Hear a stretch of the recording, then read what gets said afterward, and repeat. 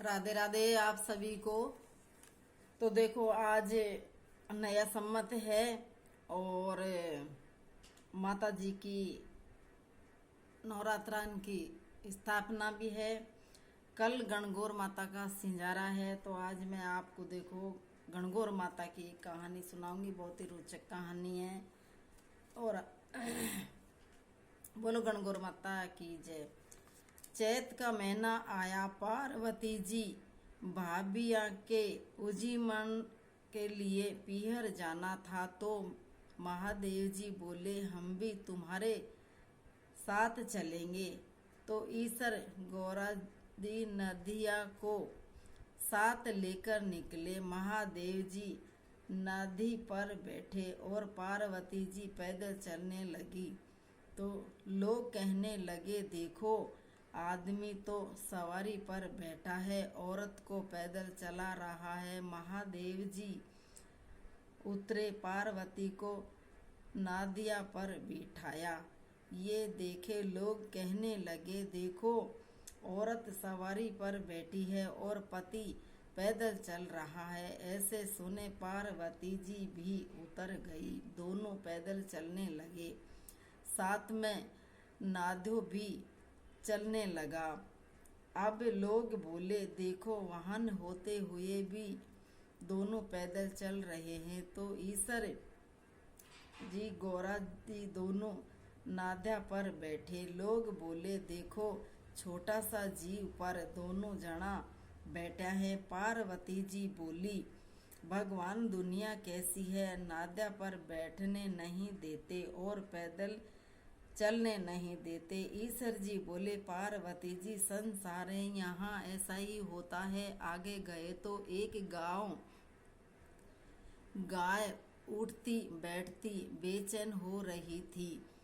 गौरा जी पूछने लगी भगवान ये गाय कष्ट में क्यों है। तो ईश्वर जी बोले इसके बच्चा होने वाला है। गौरा जी बोली बच्चे के लिए इतना कष्ट मुझसे सहन नहीं होगा, मेरी कोख बांध दो। ईश्वर जी बोले आगे चलो।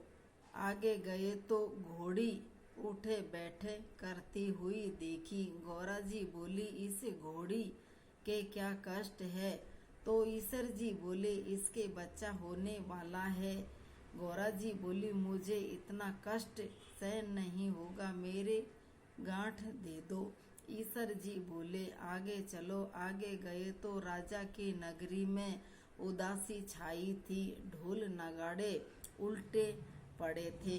गौरा जी पूछने लगी सब ये यहाँ उदास क्यों है। ईश्वर जी बोले यहाँ रानी के कंवर होने वाला है। अब तो गौरा जी माने नहीं, बोली बच्चे के लिए इतना कष्ट होता है, मुझे बच्चा नहीं चाहिए, आप मेरे गांठ दे दो। ईश्वर जी को गांठ देनी ही पड़ी। ईश्वर जी ससुराल पहुँचे, पीपल के पेड़ के नीचे वास किया।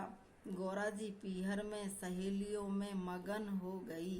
गणगौर नजदीक आई। ईश्वर जी बोले आज गणगौर हैं, सब औरत पूजा करने आएंगी। सवेरे से ही स्त्रियां पूजा करने आने लगी। गौरा जी से सभी को सुहाग बांटने लगी। गौरा जी सभी को सुहाग बांटने लगी। दोपहर के समय बणियाओं के औरत ओढ़ पहन कर 16 श्रृंगार करके पूजा करने गीत गाती हुई आई। गौरा जी बोली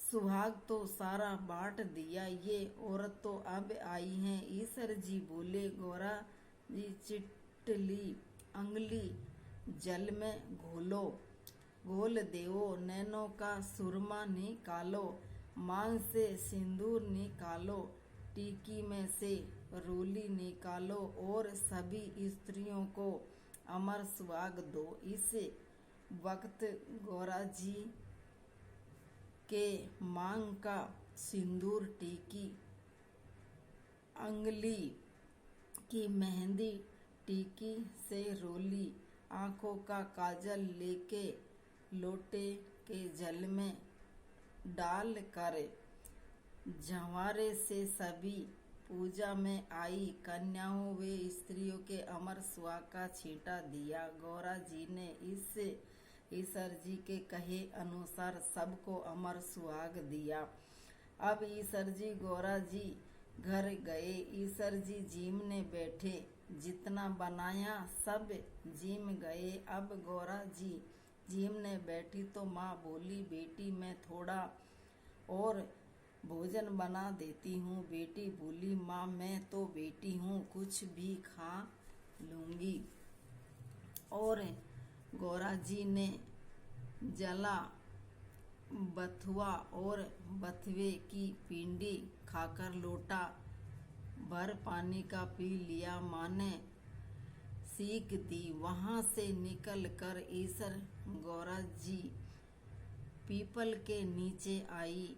ठंडी छाँव में थकी हुई पार्वती जी को नींद आ गई। ईश्वर जी ने पार्वती जी के पेट की ढकनी खोली, देखा तो जला हुआ बथुआ, वह बथुए की पिंडी थोड़े से पानी के साथ पड़ी थी। ईश्वर जी ने ढकनी वापस ढक दी। पार्वती जी आगे जागी तो ईश्वर जी ने पूछा, गौरा जी क्या क्या जीमा? गौरा दी बोली, ईश्वर जी जो आपने जीमा वही मैंने जीमा है। ईश्वर जी कहने लगे, पार्वती जी सच बोलो। गौरा जी बोली, ईश्वर जी माँ रसोई में भेद थोड़ी करेगी। ईश्वर जी बोले, देखो गौरा जी तुम्हारे पेट में जला बथुआ वे बथुए की पिंडी के अलावा थोड़ा सा जल है। गौरा जी बहुत नाराज हुई और बोली, देखो भगवान आज तो आपने मेरी पेट की ढकनी खोली है, ऐसे जगत के साथ मत करना। पीहर की बात ससुराल में और ससुराल की बात पीहर में नहीं कहनी चाहिए। पार्वती जी इतना बोली और ईश्वर गौरा जी वापस कैलाश पर्वत के लिए रवाना हुए। आगे देखे राजा के यहाँ सहनाई बज रही हैं, लोग खुशियाँ मना रहे हैं, रानी बहुत खुश है। गौरा जी बोली, कंवर होने पर इतनी खुशी होती है, आप मेरी गांठ कृपा करके खोल दे। ईश्वर जी बोले, पार्वती जी मैंने पहले ही कहा था मेरी गांठ खोली नहीं खुलेगी। आगे चलो। आगे गए। घोड़ी के बच्चा हुआ, वह अपने बच्चे को प्यार से चाट रही थी, वे बहुत प्रसन्न थी। पार्वती जी बोली, भगवान आप मेरी गांठ खोलो। महादेव जी बोले, ये गांठ नहीं खुलेगी। आगे गए। अपने बच्चे को गाय अपने बच्चे को प्यार से चाट रही थी और बहुत खुश हो रही थी और उसकी गाय की मालकिन भी बहुत खुश थी। पार्वती जी सोच, जानवरों को बच्चों की इतनी उमंग होती है, मानवे की तो बात ही क्या है। और ईश्वर जी से बोली, भगवान मेरी गांठ खोलो, नहीं तो मैं आगे नहीं चलूंगी। पर ईश्वर जी बोले, अब कुछ नहीं होगा, कुछ नहीं हो सकता। थोड़े दिन बाद पार्वती जी ने अपने मैल का पिंडा बनाया और उसमें प्राण फूंके। उस बालक को रख के पार्वती जी स्नान करने गई। भगवान आए। बालक ने उसको अंदर नहीं जाने दिया तो भगवान ने पूछा कि तू कौन है?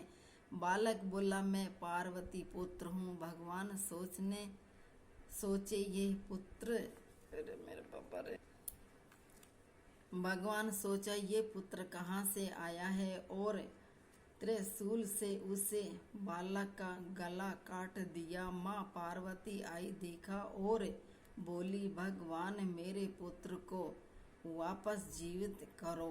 तो शिवजी ने गणों को भेजा कि जो कोई स्त्री अपने पुत्र से विमुख होकर पीठ देकर सो रही हो उसी बच्चे का सिर काट कर ले आओ। गण सभी जगह घूमते घूमते जंगल में पहुँचे जहाँ की हथनी अपने बच्चे से विमुख होकर सो रही थी। गण उसका सिर काट लाए। भगवान ने उसी सिर को बालक के शरीर पर जोड़ दिया और अमृत का छींटा दिया और बोले, दुनिया में सबसे पहले गौरी पुत्र गणेश जी की पूजा होगी, बाद में दूसरे देवताओं की पूजा होगी। खोटी की खरी, अधूरी की पूरी। हे गणगौर माता, हम सबको अगर अमर सुहाग देना। बोलो गणगौर माता की जय।